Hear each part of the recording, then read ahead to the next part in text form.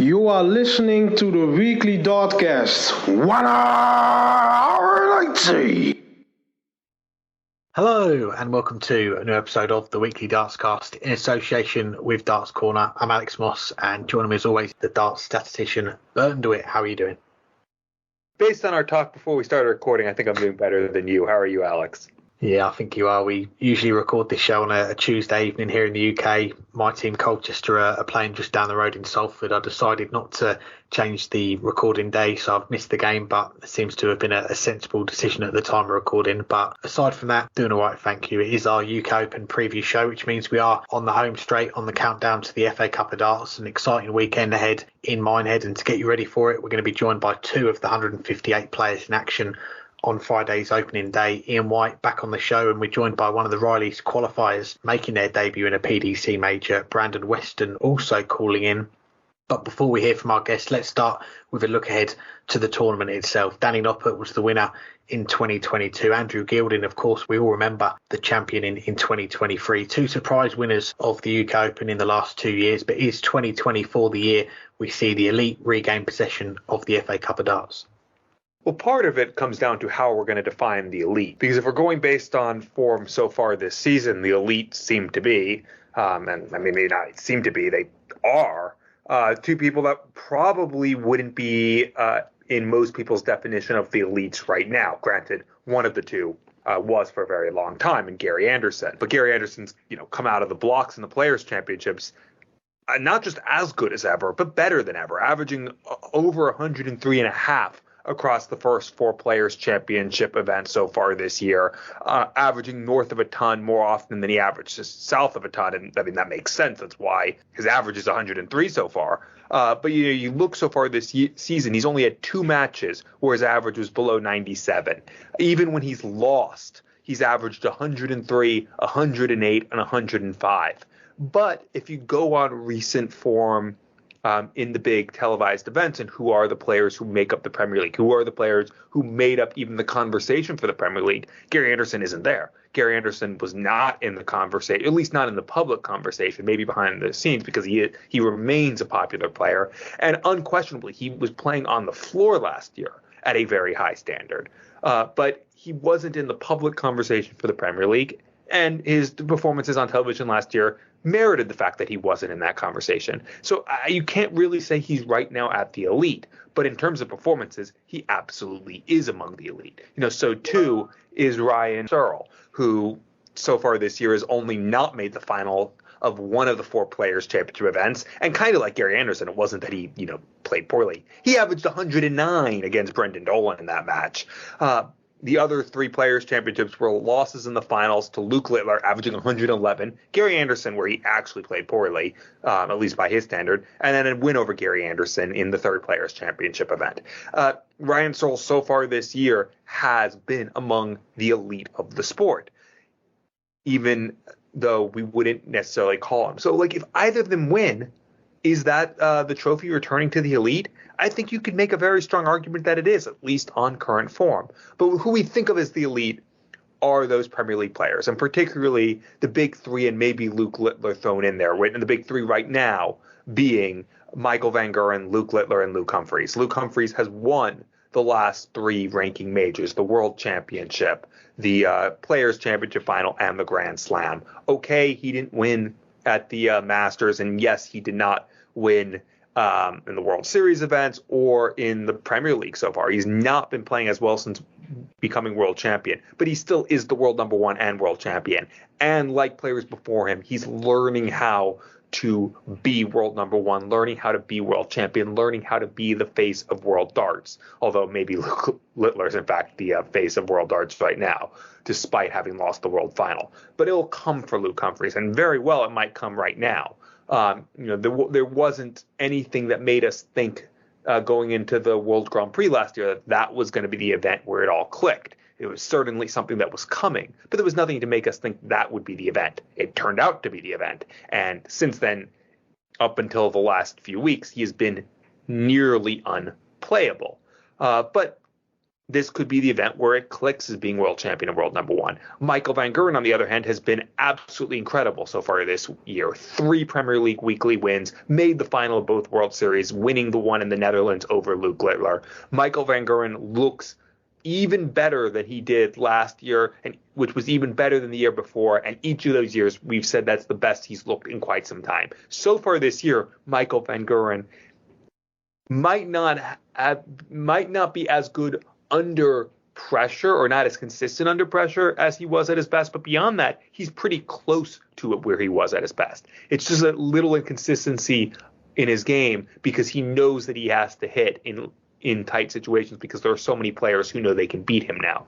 But beyond that, he's pretty darn close. And Luke Littler, he's been inconsistent so far this year as he gets used to this, but at his best, he's won 2 titles already. He's made another final. They are the elite of the game, and they definitely have every chance to win this. But I'm going to say it's not going to be those 3. But I'm also going to say that the answer might be yes, because I think this is Ryan Searle's time. I just have that feeling that he's going to break through. He's relatively close to home, and he's had his best major run in Minehead. It wasn't in this event. It was in the Players' Championship final where he came within a dart of winning it against Peter Wright 4 years ago. But he's never been this good. He's never been this consistent. He's never been this confident. And he's never been this close to everyone realizing that he's one of the elites in world darts. So I'm going to say the answer is yes, but it's not because it's one of the elite that everyone else is saying. It's one of the people who so far this year has been the elite, and that is Ryan Searle.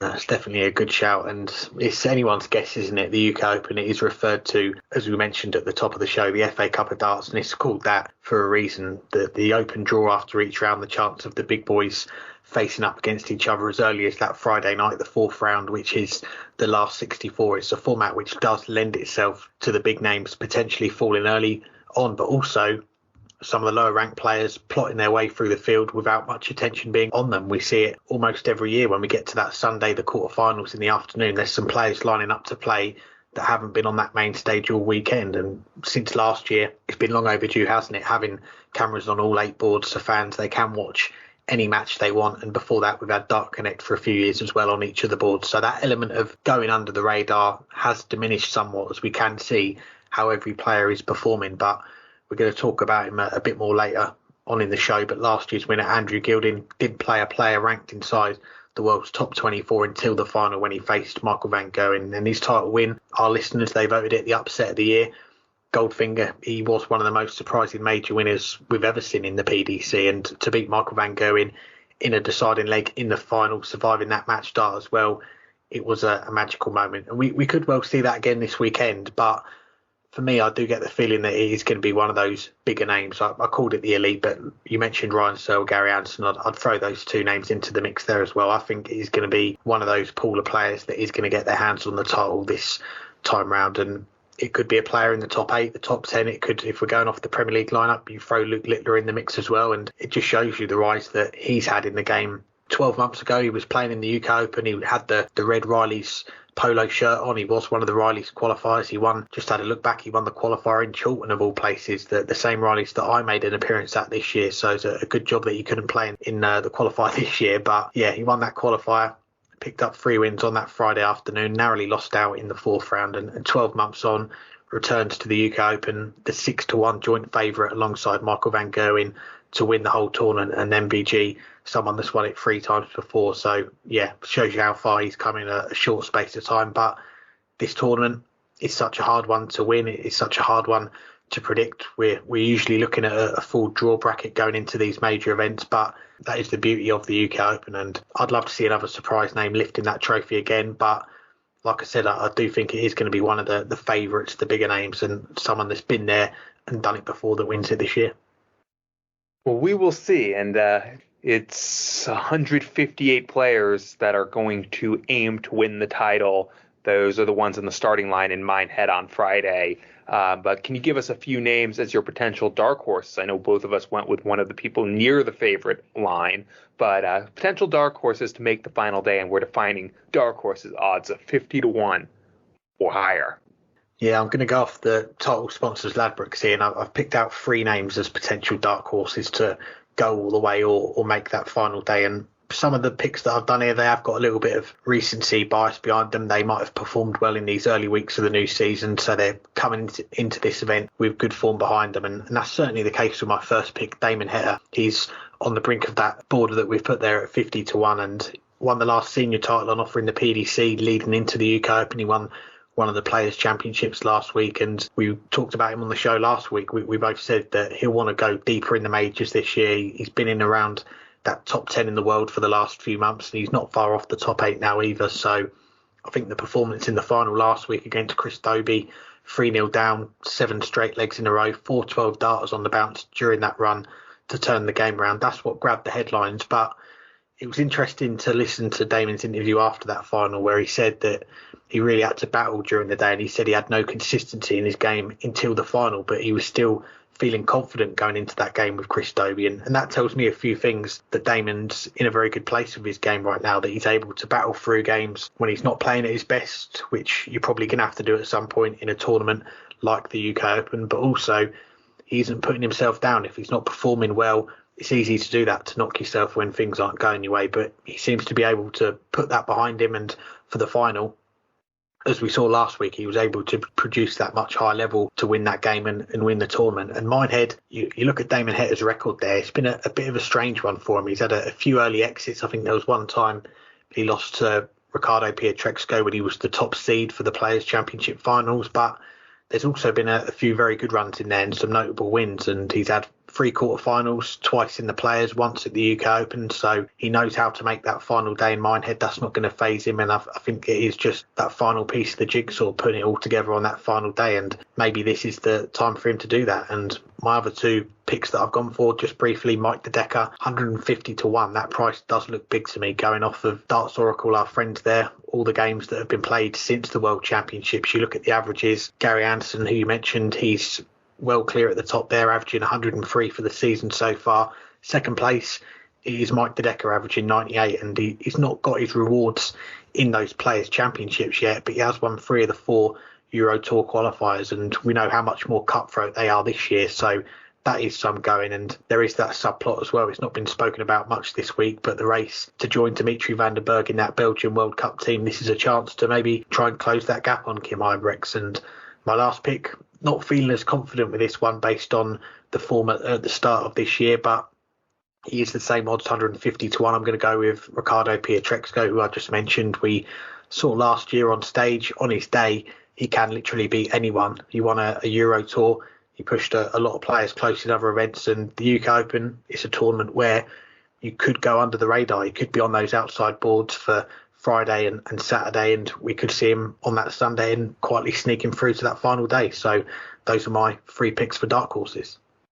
Well, unlike you, I'm not going to go just based on the title sponsors odds, because there are other betting companies out there as well that had odds, and I wanted to take anywhere I could find 50-1 odds, and that's why I went with the first 2 names I have, Dave Chisnell and Damon Heta, who are with most around 40-1, but with some you can get 50-1, and I think both of them, based on the definition, therefore, are dark horses. Damon Heta, I've talked about numerous times recently. The fact that he has not yet made a major semifinal in the PDC, singles major semifinal in the PDC is almost unbelievable because of how good he is. So far this year he's 6th in averages, and that's just par for the course the past few years in the Players' Championship events. And he also plays it fairly that same standard on the Euro Tour. It's just something about when he gets to a major quarterfinal where he does not play his best. I think it was last week, maybe it was 2 weeks ago now, where I went through all of those quarterfinal performances that he's lost. And other than the first 4 years ago now, he has not been anywhere near his best in them. At some point, he's going to break through. And 50-1 odds, if you can get him, is more than value. He has more than a 2% chance of winning this. He's, as I said, 6th in averages so far in the Players' Championship events this year. And even if you don't accept that he's the 6th best player, he is one of the 10 best players in the world. And I think the 10th best player in the world has more than a 2% chance to win this event. 2% chance, that's 1 in 50. That means, there's there's there's 10 majors a year. You're saying that there's a chance that he wins a major once every 5 years for the 10th best player. That's a little harsh. Dave Chisnell, on the other hand, he hasn't had as good of a start this year as he had in season 2023, where he won a bunch of Euro Tours and was one of the top players. He's 67th in averages so far, but he's still overall playing at a very high standard, and we're at a very small sample set for 4 tournaments. I think if you can get 50-1 on Chizzy, he's playing at a better than 2% chance of winning it, even if he hasn't been as consistent on television as he had been on the Euro Tour last year. But I'll mention a few other names. Brendan Dolan, I saw him usually around 100-1. He's 19th in averages so far this year, and his A game just keeps improving. He's one of those. He is the fine wine of darts, it seems, because he's better than he's ever been. And over the last few years, there's been some peaks and troughs, but overall, year on year, he's slightly better than the previous year. And for a player who we thought had peaked in 2013, 2014, now he's playing so much better than that and so much more consistent. 100-1 is not bad value. Ryan Joyce as well won a title last year. He's another player becoming more consistent. You can get 150-1, and then 2 really long outsiders. Richard Veenstra, I talked about him back in November, where almost everyone who beat him last year was a major champion or a European Tour champion. 200-1, I think, is good value. I don't think he's going to win this, but he has every chance to make a deep run. He's 57th in averages so far this year. And finally, 300-1 odds you can get on Christian Perez.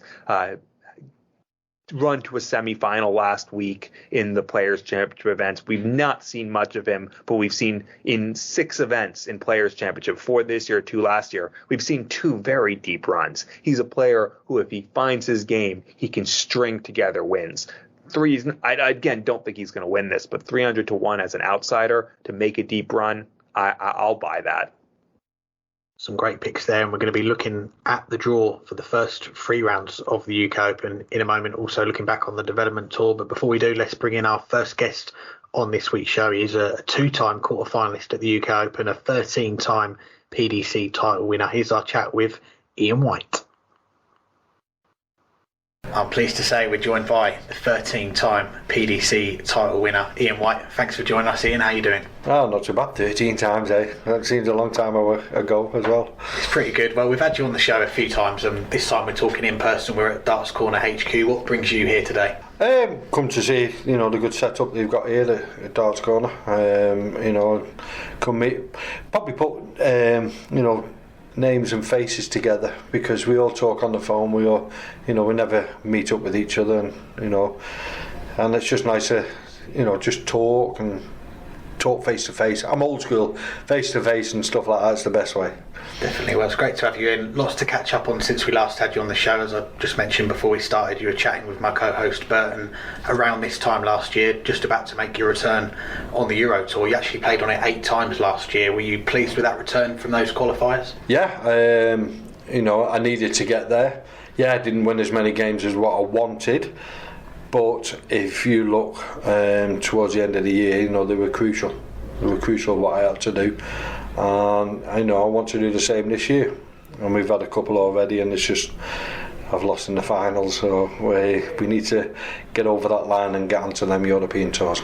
Definitely, and we can see on Dart Connect these days those tour card holder qualifiers for the Euro Tour, they're pretty tough, but 8 out of 13, that's some going, and there was only one player last year that qualified for more. Do you know who that was? Darrell Gurney? No? Yes, yeah. Because I know Darrell Gurney qualified for the same as me when I had the 8. I think we had 8 out of 9 or something like that, and the 2 of us were together, so he done quite well out of it. Some good going. And back to you though, not long after you spoke with us, you had a semi-final on the floor. I think it was around April time in the Players' Championships. How much confidence did that run give you? Good confidence. Start the year off well. That's what we wanted to do this year. It's not going to plan at the moment, but the darts are there. I'm practicing well. You just need to hit it running. If you look at the lads at the moment, it's bigger money at the moment. And there's a few people doing well out there, so we've got to catch them up, and that's the plan. Well, you ended up this season where everyone wants to be at Ali Pali. You missed it the previous year. I think you were sixth on that list of Pro Tour qualifiers. So heading to the Worlds in December, how did you reflect on the season up to that point? Hard season. It was a hard season. A lot of, not when I say problems, not winning and stuff like that. So it puts you in that position. But I think getting to the Worlds, I missed out the year before by about £750, something like that, and it hurt me watching. Watching a couple of games, but I don't watch all of it, and it just hurt not being there. So this year I got my chance and thought I had a good draw as well. So I thought I'd do quite well, and the lad played well against me, 8 180s or something like that. He just played out of his skin, and you can't change what other people do, only what you do. And the lad played well, and he didn't play that well in the next round. Obviously, he'd have played like that against me, but that's just the way it is. Yeah, well, as you say, the Worlds, it didn't go according to plan for you. It's such a long break then before the new season starts. How long do you take to reflect on that, or is it straight back on the board after Christmas? No, it was a nightmare this year. I was looking at the Worlds and hoping certain players would go out and everything because of my tour card. So yeah, when it was clear that I was okay, then yeah, it was like, right, let's get on to next year.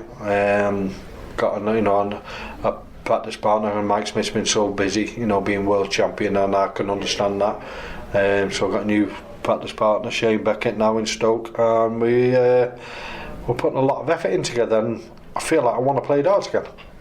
Towards the end of the last year, I was pushing to try and do well, but I think it's hard work. With the older you get and everything, it just gets harder and harder. And but I've got the buzz again now, and I want to play. Glad to hear it. And as you mentioned, stayed in that top 64 at the end of the season, kept your tour card. We saw 2023, there were signs of your form coming back, the 100 averages, high 90 averages. Was there a lot you could take from last year going into this year? Yeah, just, I've just got to, the 100 averages, everyone wants to say 100 average, 110 average. Listen, you can hit 100 average and lose a game. It's getting that 6 legs is what you need. Whether you do it with an 84 average, 91, it doesn't matter. But yeah, there's a lot of positives from last year. We've just got to double it, I would say. Yeah. We don't want to be in the same position and the end of this year. We want to double it and get away from that position and feel a bit more safe. And when you do feel safe, you've got less nerves, less things to think about, because as a dart player, the worst thing you do, you think about things. And I think you just need to put it in perspective and get into a certain position where you don't, and then the darts will flow then. Well, for you, it wasn't a long break before you were back travelling again. I think I saw you were doing some exhibitions with Gary Anderson and Russ Bray. Is that a part of the darts that you really enjoy? I love exhibitions. A lot of people see me just on the TV. Come to an exhibition, I'm a totally different person. We'll have a barrel of fun, play the certain games we do, and I'm a different person. Even a lot of people, I'm a character, but you don't see it on TV because I try and take that serious. But when I'm on exhibitions and stuff, I'm just a total different character. We have fun, and you need to get to these exhibitions because it is a good laugh. That's a good advert for him. Well, let's get on to this season then. It is only 2 weeks old, but an eye-catching result, 6-0 against the world number 1 world champion Luke Humphries. Not many players are going to pull that result off this year. No, I've done Van Gerwen 6-0 as well, so you know what I mean. But yeah, this year, yeah, I played well. I took everything out when I got to it. Luke, I think it was a couple of legs he did miss doubles, but you have to take it when you can, because I'll be missing doubles and people take it out on me. So yeah, the 6-0. A lot of complaints at that weekend, about being cold or whatever, but we all had to play in the same, venue and stuff. Some people feel the cold, some don't. it's just part of it. I don't think England, have hot summers in February. So yeah, we all know what's coming. And we mentioned those Euro Tour qualifiers. You have come very close a couple of times, losing out a couple of last leg deciders. One yesterday to a player that everyone's talking about at the moment, Luke Littler. What have you made of him? Was that the first time you've come up against him? It is. It's the first time. At my age, everyone keeps saying, who played Luke Littler? I played his grandad more than anything, Phil. We used to play against each other, and top man he was. And that's Luke Littler's going to be. He's going to be on fire once that lad starts kicking in. Will he take Phil Taylor's 16th world champion? I think he can. Yeah. I honestly do, if he can carry on playing. Lovely young lad. And like I said, the European tours, I missed out 6-5 against him yesterday, and then I missed out 6-5. James Hurley, is it? Oh, James Hurley, yeah. Yeah. So it's there, but we need to get over that line. We need to start getting in them tournaments, and we know what we can do, but other people can do the same. And for you, you're a long time ever present on the Euro Tour, a lot of fond memories there. I think you're up to 94 Euro Tours that you've played in now, but big changes this year, only 10 spots for those qualifiers. What's been the reaction from the players to that? Because that's a big change, a lot of spots being lost out for the tour card holders lower down. A lot of the players are not happy, but it is what PDC bring in. They're the ones that change the rules. I'd like to know why they've changed it, and the reason, because when we first started the European Tour, it was the top 16 of the order of merit, and the players stopped turning up because they were, not turning up because the schedule was too much. So they decided to change it to the Pro Tour, and why they've gone back, we can only suggest the reason why for certain players or whatever, but. It's what the PDC do, and we've just got to go with it. It's just as hard. It doesn't make any difference whether it's 16 go through, 10 go through. It's just as hard, but we just got to keep going and getting. I've got to get in that position where I don't have to go to qualifiers, and I think that's what every player should do. So if certain players probably didn't moan about it, we probably wouldn't be in this position. Very true. Well, as I say, you're on 94, you're getting close to that 100. We saw Peter Wright get to that mark last year. As I say, the Euro Tour has been a big part of your career, especially when you were winning those titles. How much did you take away from all that stage experience when you went up to the TV stage after that? Oh, it's massive. It's massive. Yeah, I'm on 94, but I think if I keep saying it, and I shouldn't probably keep saying it, but if that COVID wouldn't have come in, I'd have still been there. I'd have still been up there, because it just destroyed you, and we're all at home, and we probably didn't practice as much as what we should do, but everything was online, which is not me, technology and that. But them Euro tours are massive, and especially when you got events coming up on the TV and you're in them, it's good practice, and it gives you a good fight, and it's a good payday as well. You told us before on the show the story about Adrian Lewis got you into the darts. He set your career off. It's been almost a year now since we've seen him on the tour. He's still active on the exhibitions. Have you heard much from him recently? I haven't. I've spoke to his friend Craig, and he said Adrian's doing okay, which is the main thing. Yeah. At the end of the day, he wants to take a bit of time out. Well, good luck to him, and I can see the reasons why. He take time out, because it's just non-stop. And he's got young kids and stuff, so he's looking at it differently that a lot of people probably wouldn't, but that's up to Adrian Lewis. He's a lovely guy, and whatever his decision is, you respect it, and we're all there for him. He's only got to pick the phone up and say, do you fancy coming round or whatever. We'll all be there, me, Gary, Mike, anyone, even James Wade. He'd travel and go and see him. We're all good friends, and just wish him well. Yeah, echoing that. And AD was a former practice partner of yours. He went on to win the world title. Michael Smith as well. I know you've joked before, putting the CV out. If you want to be a world champion, come and practice with me. So I think you said change your new practice partner. Is there any pressure on him to go and win the big one now? No, he doesn't play PDC. He's a county player. Okay. No, I was expecting, I put it all through that these two people have won the World Championship. I was waiting for a lot of knock on the doors, of certain players, but heard nothing. But yeah, the CV's still out there if anyone wants to practice with me and become World Champion. I'd probably like to be World Champion myself, but I just keep practicing with people that become World Champion. But no, hey, Michael, Adrian, top lads, they done well, and they'll always be in the record books, won't they?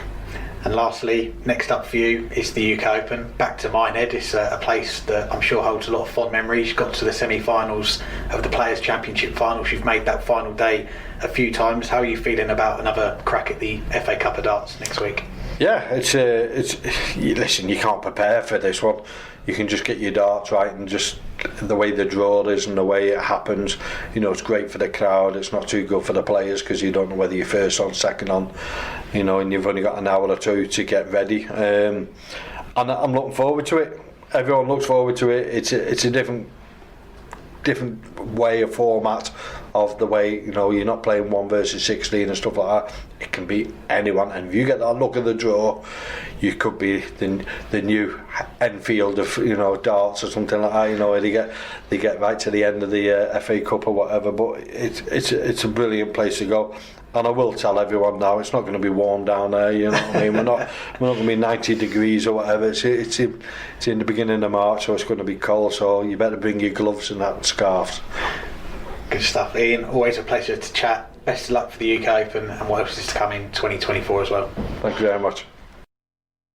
Thanks again to Ian for joining us. And my mood has certainly picked up. Colchester have equalised as we're recording this. But let's get back to the UK Open. The draw is out for the first 3 rounds of the competition. The order of play has been confirmed as well. So which ties most excite you? And if you were in Minehead on Friday afternoon, which board would you go to? I mean, I always wish I would be in Minehead for this event. And the main answer to which board would I go to is all of them. It was just part of the fun is going all around. But I have to pick one, but I'll pick that one at the end of the question because I'll go through. I picked out 6 matches I would like to, 6 ties that stand out. 3 from round 1, 3 from round 3. None of the round 2 ties really jumped out at me for some reason. But being that 2 of the ties I've picked out are on the same board, that's the board I'll go to. So we'll start with round 1. The 3 ties I picked out, Leighton Bennett against Scott Mitchell. Leighton Bennett was one of the players that we were all curious to see how he would do after winning his tour card through Q School. And he's done all right so far. He hasn't done great, but he's done all right. Scott Mitchell didn't have the best performance at the Senior World Championships, but overall was playing at a very high standard on the Senior Tour. And of the players who are non-tour card holders in this field, is one of the ones to look out for. I think this has, it's old versus new, or old versus young, whatever we want to call it. But 2 players who both, I think, will be fancying where their game is right now. Another first-round tie, I want to see Danny Lauby against Nathan Rafferty. Lauby, okay start to his time as a PDC tour card holder, but he's a player who I think will keep getting better. I mean, overall, didn't play at his greatest in the first 4 Players Championship events. He did get a pair of scalps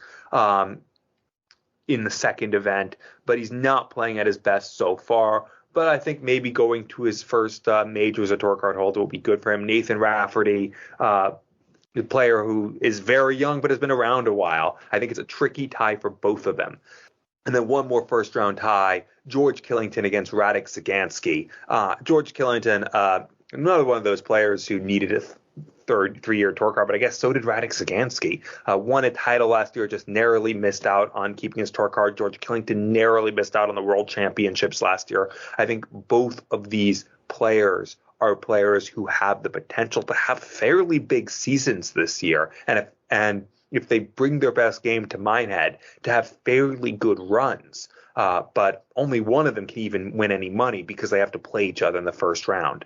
I don't have any second round ties. None of them jumped out at me. But I have 3 third round ties that I want to mention, one of which is set in stone. Willie O'Connor against Mensur Suljovic. Suljovic hasn't qualified for any of the Euro Tours yet this year and hasn't done all that much in the Players Championships, getting just 4 wins all among either new tour card hold winners or people who are actually don't have a tour card. But overall, he's 49th in averages, and in one of the Euro Tour events, averaged 110. He's playing some fairly good darts, not getting results, kind of like last year. Willie O'Connor, on the other hand, is one spot ahead of him in the averages so far this year. Also hasn't been getting all of the results, but had a couple good wins against Rob Cross and James Hurl so far this year in the Players' Championship event. It's a big match for both of them early on in the season. Silovic, who needs anything to save his tour card, and Willie O'Connor, who still looking for a real big breakthrough. Maybe it'll be here. Two others I have over on the main stage, Jim Williams against there's a bunch of players it could be, but the one that it potentially is the Riley's qualifier, Leonard Gates. Jim Williams, I've been high on him for a while. I still think this will be his breakthrough year, 21st in averages so far, but Leonard Gates could average 110. So it could be a very difficult tie if it is Leonard Gates. I mean, it could be a difficult tie if it's any of the four, but Leonard Gates especially has an A game that could make Jim Williams' life hell. And then finally, Ricky Evans against either one of the development tour players, or more likely Chris Landman or Lee Evans. It could be an Evans derby.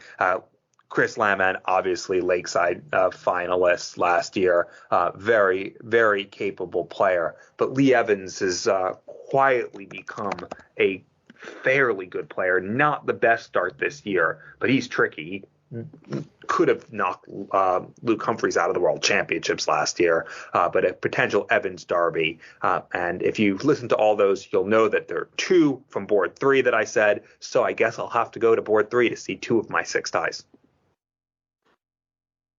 Very good. Yeah, I like the sound of that Evans derby as well. Hopefully that will come off on Friday afternoon. And I've got to say, this first session of the UK Open is one of the most exciting to watch all year when it comes to darts on TV. You've got those 8 boards, all the matches, that short race to 6 legs. So it is a bit like Ricky Evans, rapid fire. And even with a couple of buys this year, 2 players that haven't entered that have got tour cards, it's going to be over 90 matches in that one afternoon. So there's a lot of games to look forward to. And I've gone mainly with games from the rounds where, well, the first round, a few in the second and third rounds, but there's quite a few either-ors. So I'm going to try and focus on the matchups that we do have locked in. And one of them in the second round, Jurriën van der Velde against Jeffrey de Zwaan on the main stage. That's one that interests me. You go back to the UK Open last year, Jeffrey de Zwaan had that impressive win against Gerwyn Price. Both players played very well in that game, and we were all thinking back then, is this the Black Cobra 2.0 or 3.0? I don't know what it is now, but hasn't quite worked out like that for him. And he's up against one of the last title winners in the PDC in Van der Velde, picked up a title on the development tour at the weekend. He's got a win over Luke Humphreys on the floor as well this year. So things are picking up for him.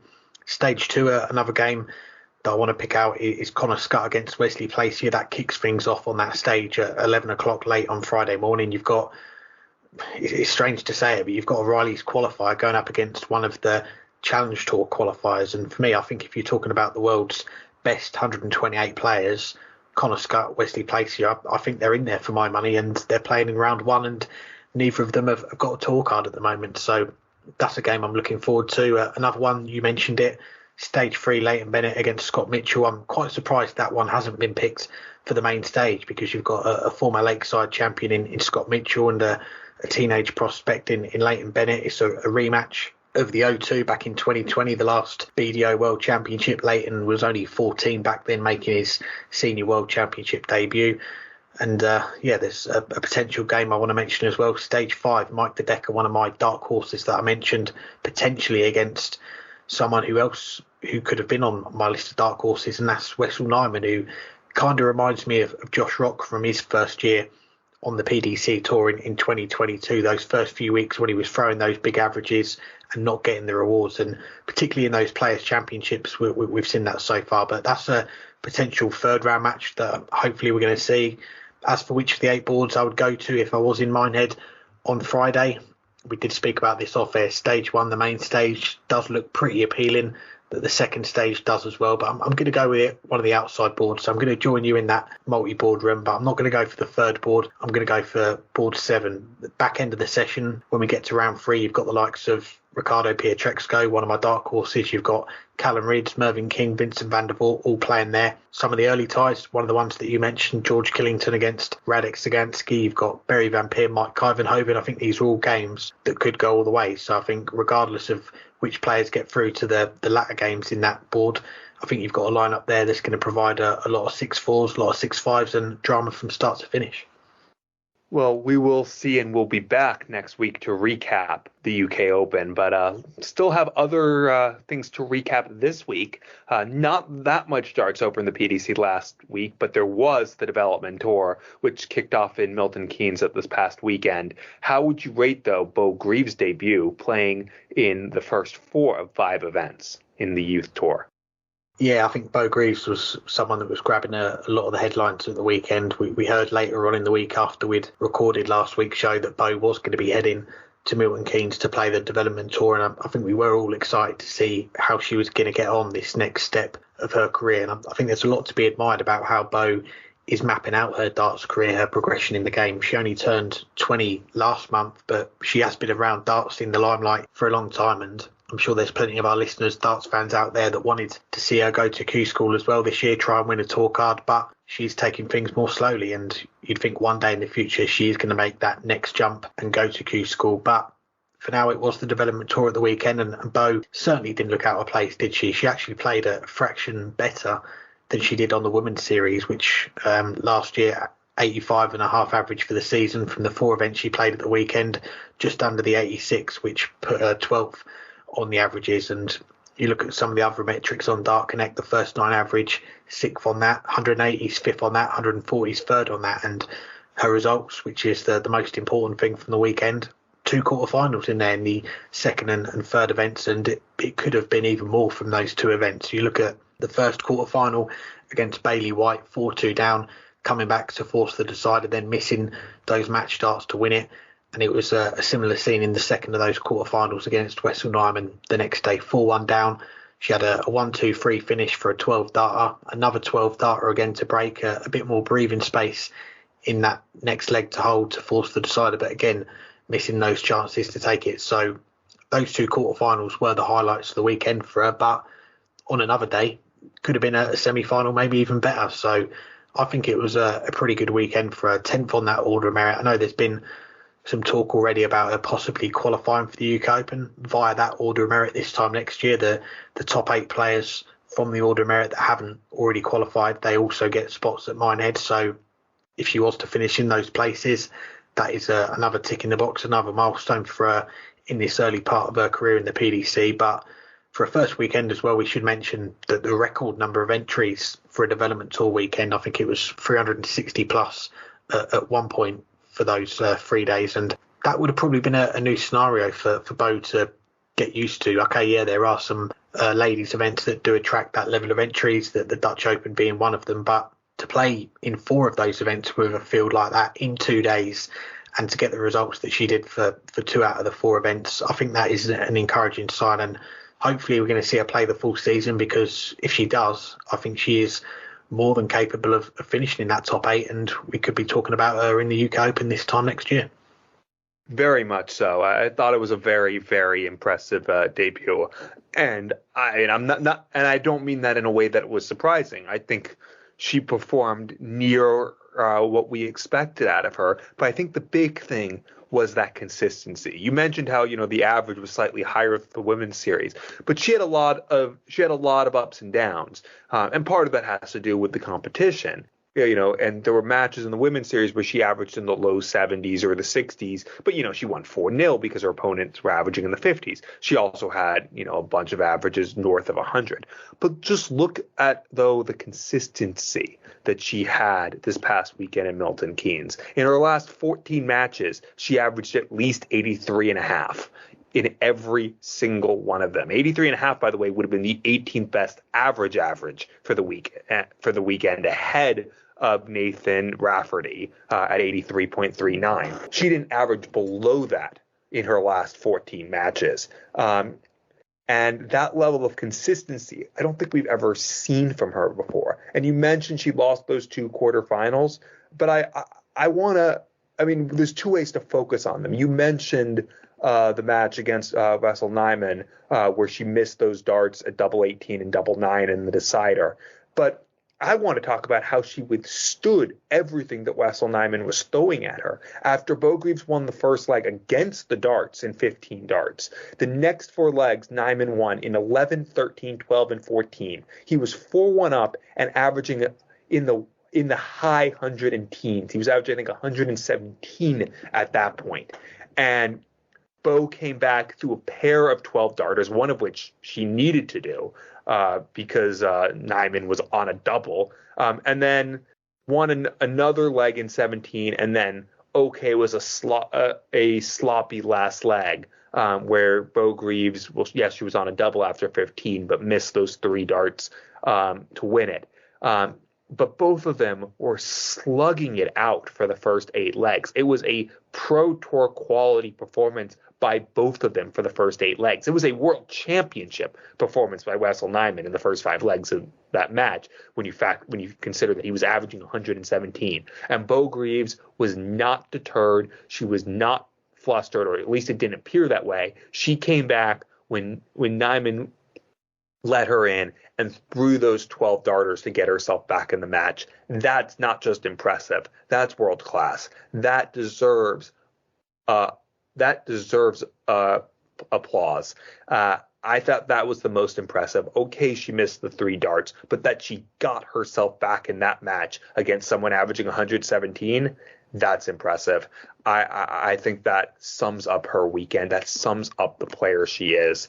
I think, as she gets more experience, there's every chance that she'll move up that order of merit, especially considering she only played 4 of the 5 events. And I think there's every chance that she'll win a title or 2 this year. She's absolutely good enough. I don't know what more to say, but I'll rate it a 9.5 out of 10. And it's that loss that I think is the highlight, because of the circumstances and how she got herself back in that match.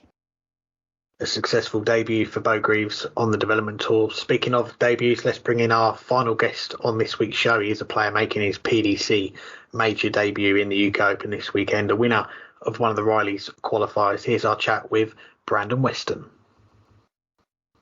I'm pleased to say we're joined by one of the Riley's qualifiers for the UK Open next weekend, Brandon Weston. Thanks for the time, Brandon. How are you doing?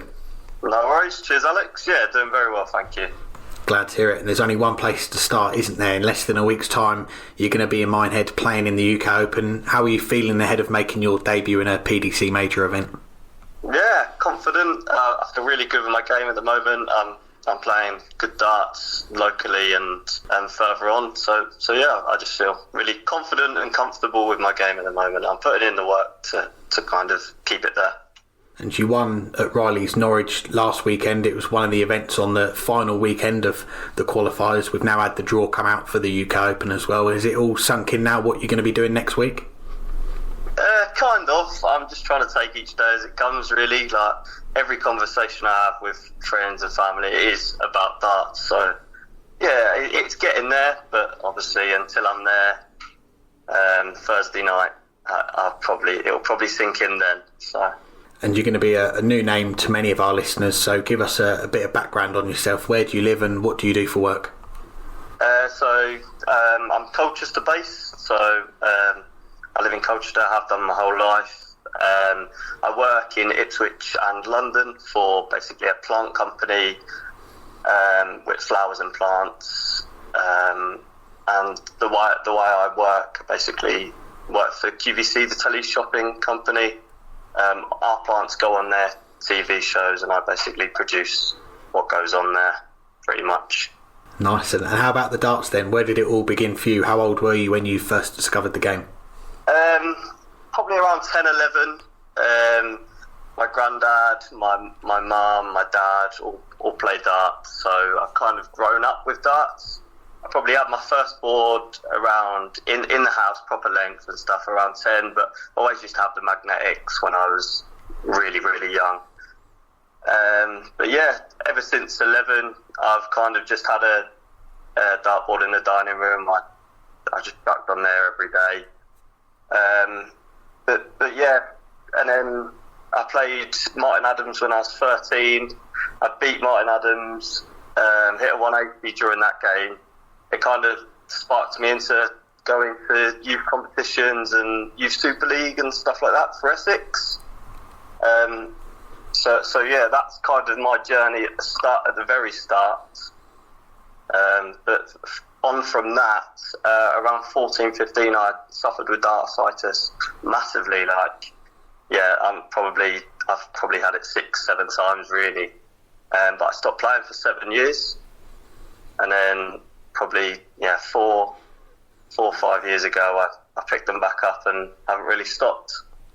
Well, it's quite the story so far, isn't it? And you mentioned the win against Martin Adams in an exhibition. I think you were around 12, 13. Tell us a little bit more about that experience going up against a legend of the game at such a young age. Yeah, so I wasn't actually down to play on the night. My mum and dad wanted to go, obviously, just for the exhibition. And my mum said, just bring your darts. I brought my darts. I wasn't down to play. And then on the night,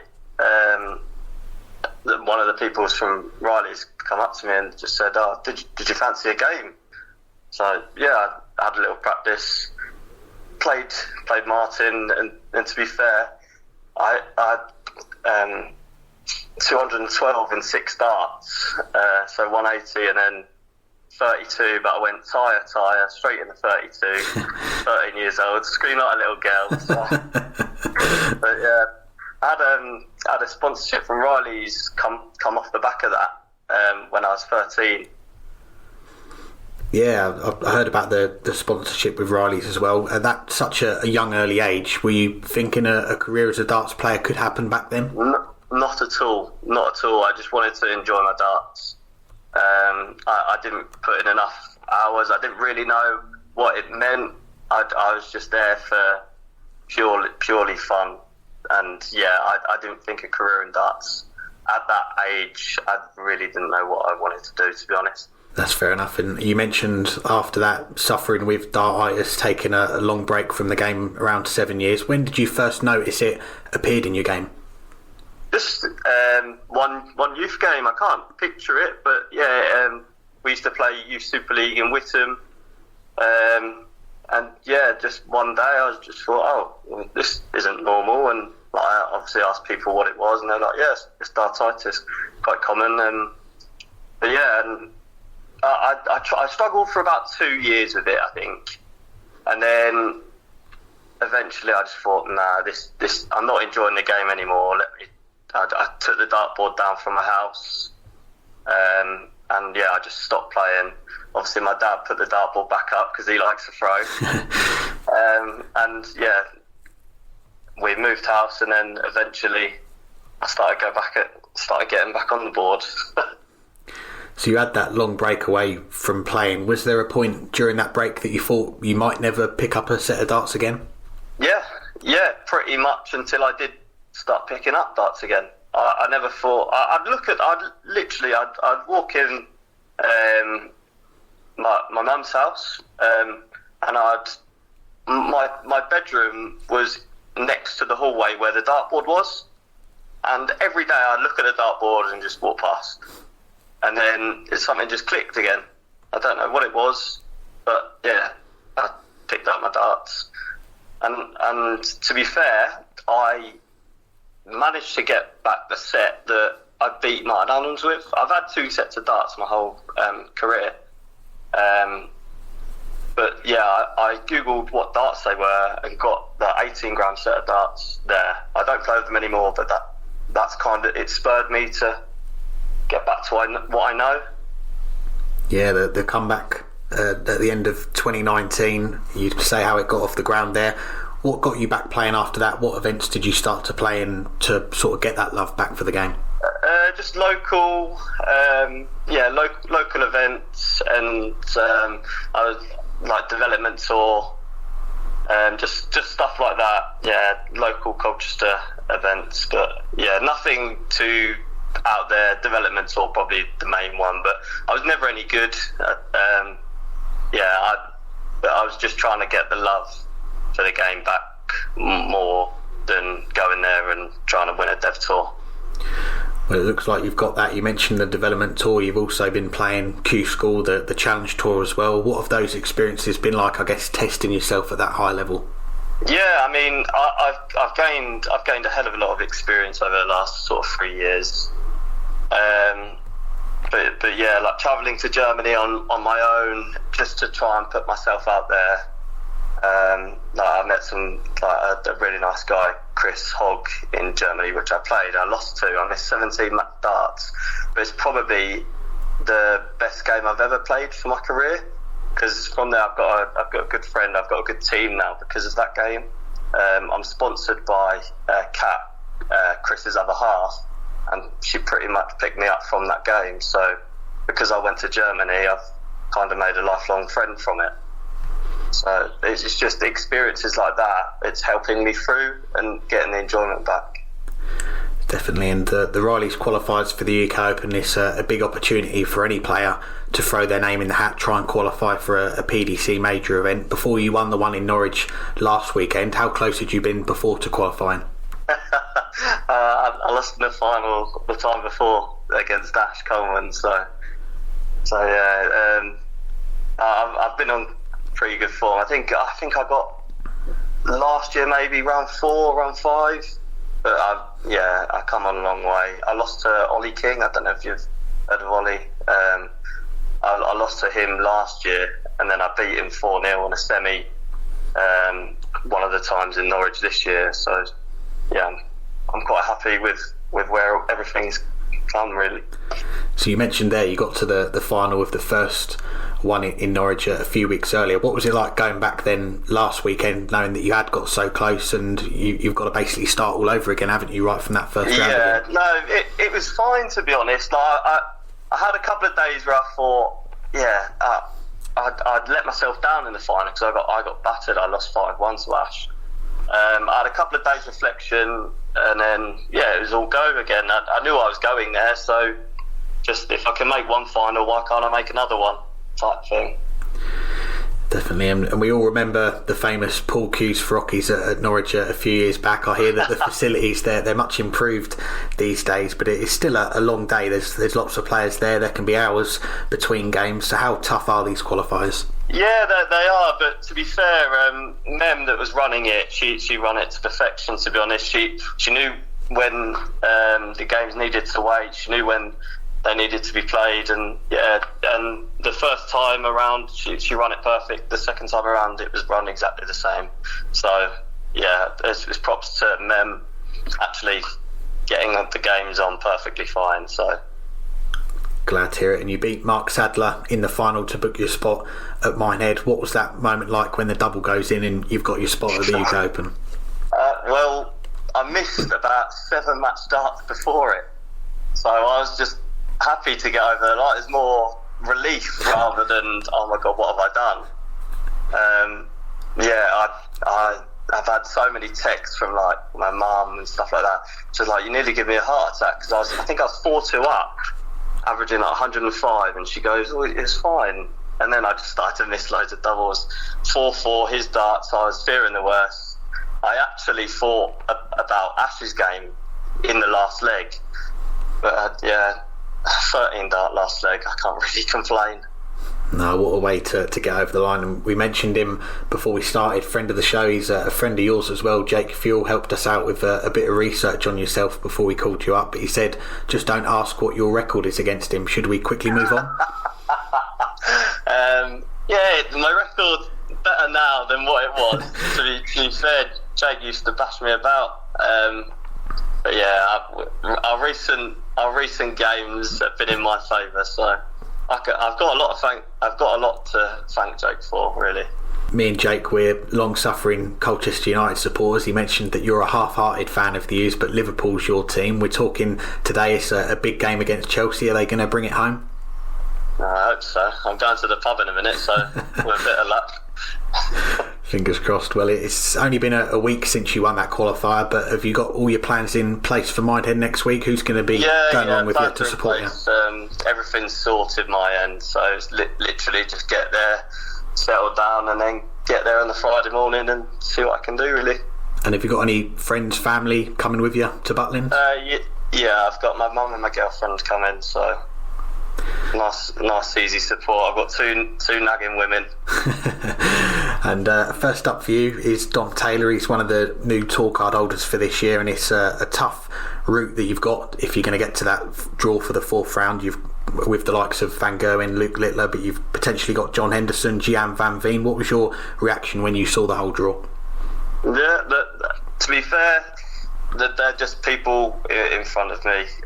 There's no easy games in that venue. If you're in a PDC major, there's going to be tough games. I've put in enough work to feel like I can get the job done against those people.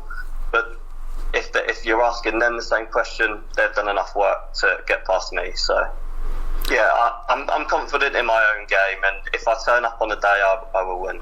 And lastly, before we let you go to the pub, beyond Minehead, what else have you got your eye on darts-wise for the rest of the year? Are you playing the full season on the Challenge Tour? Anything else you got lined up as well? I'll do most of the Challenge Tour. I want to do the ADC in Middlesbrough, Aylesbury. But yeah, Essex as well, County. So just progressing my game, working hard and working towards 2025 really. I put in enough work, so hopefully I'll get the rewards soon. Well, Brandon, great to chat to you. Congratulations again on qualifying for the UK Open. Wish you all the best for Minehead next week and what else is to come in 2024 as well. Lovely, perfect. Thank you, Alex. Thanks again to Brandon for joining us, and we'll finish up the show with some listener questions. Bit of breaking news on the show. Colchester have managed to salvage a point at Salford tonight, so relatively pleased with that. But let's get to our listener questions, 4 of them to answer before we go. The first of them comes from Anthony Eugenia, who says, what is your take on the North American dart scene via CDC and PDC US Masters? I think it's absolutely improving, and I mean, that almost goes without saying, but it is absolutely true. You know, you look at what happened at Q School this year with Danny Lauby winning a tour card and Alex Spellman coming relatively close. Heck, even John Part got out of the first stage, and John Part is nowhere near the top of North American darts anymore. Obviously, all time, he is the GOAT. 3-time world champion, Las Vegas Desert Classic champion, world match play finalist, but he's not that player anymore. He's nowhere near that player anymore. He's nowhere near Canada or North America's best. And even he got through to the second stage because there is so much talent, and now that talent is going over there. And then Leonard Gates, he didn't do Q School, but he won through O'Reilly's qualifier. The depth is improving, and the players are lifting each other up. And I think we will see it like we've seen it before. And at the U.S. Darts Masters, and now Jeff Smith returning to play in North America, deciding not to give Q School another go. You know, we'll see. You know, he is, I think he's Canada's best player, although Matt Campbell might now be better than him. But he also might be North America's best on his day. I think we're going to see a very good chance of some very good performances from the North American players at the U.S. Masters this year, and maybe one of them will have a deep run because it's long overdue. Yeah, definitely. And shout out to Anthony, first of all. He's involved in the CDC. I believe his title is the COO of the CDC, and he's often sharing our podcast on Facebook. So thanks for the support. Thanks for the question, Anthony. And I'm glad I asked you this question, so you got to answer it first, Burton, as you'll know better than me, being from the US. But from an outsider looking in, for me, I did have the fortune of meeting Peter Cetera, another of the bosses of the CDC, in Wolverhampton at the Grand Slam last year. And I won't say how long we were up until on that Saturday night in the Players Hotel, but the time certainly flew by. We were chatting with Peter and Stowe Bunce as well, and the conversation did come up about darts in America, the CDC, and quite rightly after the performance that Stowe put on that night against Peter Wright in the Grand Slam. And Stowe credits the work that the CDC are doing for darts in North America. That's one of the reasons behind his success. And I know he played a lot of darts before that in other circuits, other competitions, but the CDC, that is what's given him the platform to play the Grand Slam, then the World Championships, and that level of competition that the CDC are providing does seem to be getting these players that qualify for these major events in the PDC more ready for what they're going to be up against, and when they do cross the pond, come over here and play in the UK. So yeah, I think it's certainly one of the affiliate tours from the PDC that is going places, and with the US Darts Masters as well, an event that I certainly want to get to one day, see it in person. But to be at Madison Square Garden, it's an iconic venue, and again, it's something that seems to be growing each year as well, which can only be a good thing. Well, the next listener question I think is just for you. This one comes from Lloyd Barry, and that is, and it might be the most important question we ever had as a listener question. Absolutely is. Yeah, when will Jamie Robinson be in the Modus Super Series? Oh, come on, Modus. What are you doing to me? It's got to happen one day, hasn't it? And I think, first of all, the Modus Super Series, it is doing a good job, giving a lot of players that don't have tour cards that exposure, playing on the stream, on a stage. You've got the crowd there on the Saturday night, the prize money on offer. From what I've heard as well, it's very good money too. But we need Jamie Robinson in there. Ex-England international, he's a Challenge Tour winner. He's made a Players' Championship final as well. The CV, it stacks up for a call-up. So I don't know why the calls haven't been answered. But listen, the Modus Super Series, they might not thank me, but get the contract out, put it on the table, let him sign it, let him write whatever numbers he wants to put on there, given what he's done in darts. Jamie's at the wheel, man. He's doing it.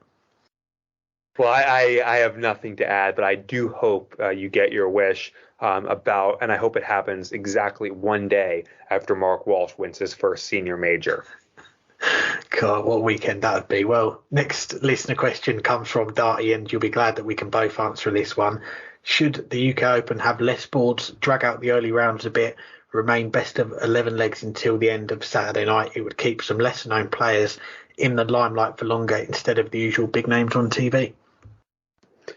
If I were to make a change, and I think if you made a change, it would then have to make the event go from 3 to 4 days. It would be to add more players who qualified from other tours, as well as Riley's qualifiers, going back to maybe 32 Riley's qualifiers, and increase maybe having some spots from the women's series and some of the regional tours up for grabs, as well as potentially to have a few spots for players from the Challenge and Development Tour for their performances at the first weekend. So if you're going to make a change, I think getting the event over 200 players to bring in more from other tours would be the way to go. But, I mean, I don't think that's something that necessarily has to be done. I think it's something that would be interesting and make it more of an open and more ways to get in. But I don't think shortening the matches once you get to the stage that the top 32 in the world enter is the way to go. I think if for the players that get through to that round,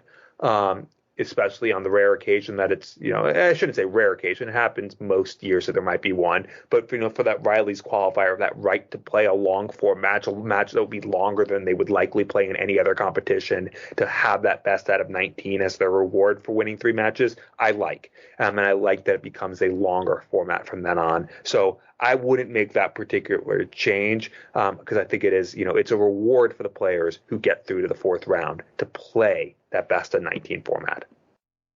Yeah, I'm with you there. And I like the idea of increasing that field as well. I think that could certainly be something that happens in future years. And with the UK Open, it is probably one of the earliest darts memories I've got, really watching it at my dad's house or my grandparents. It was still at the Reebok back then. I want to say around 2003, 2004 time. And I do recall back then, the UK Open, it was spread across 4 days. You had a Thursday night session and then a Friday night session, and then the 2 sessions Saturday and Sunday. And obviously the move to Butlins Minehead, you've got the weekend packages they put on. I've been to one of them. You see on the Friday, fans, many will travel up on that Friday. I was the same when I went. We set off from Suffolk in early Friday morning, got there later on the Friday. So the venue is filling up throughout that Friday, and then the Saturday and Sunday is packed. But I don't think you can make that work with increasing the number of days. So as Darty has suggested, making the format shorter in those early rounds until the Saturday night or going into Sunday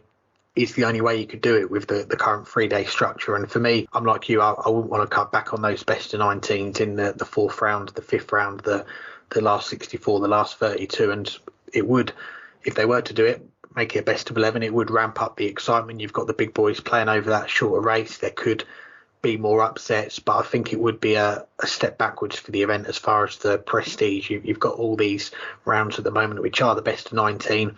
I think it's good the way it is with that longer format. And okay, it does help the bigger names, if you like. They've got more of a chance to settle into a game. They've not played during that afternoon session, but I like what you said there. I think when you got some of those surprise names coming through to play one of those longer format games, it does make for a better watch for me.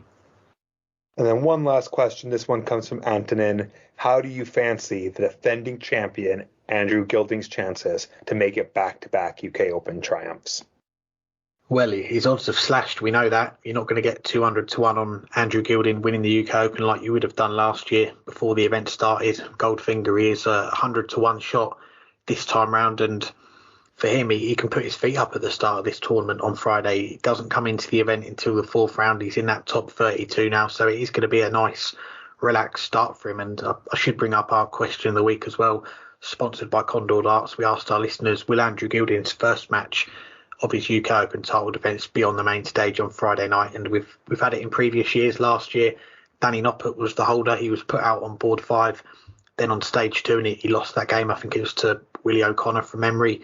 Peter Wright, you go back to the year when there was no crowd because of the weather.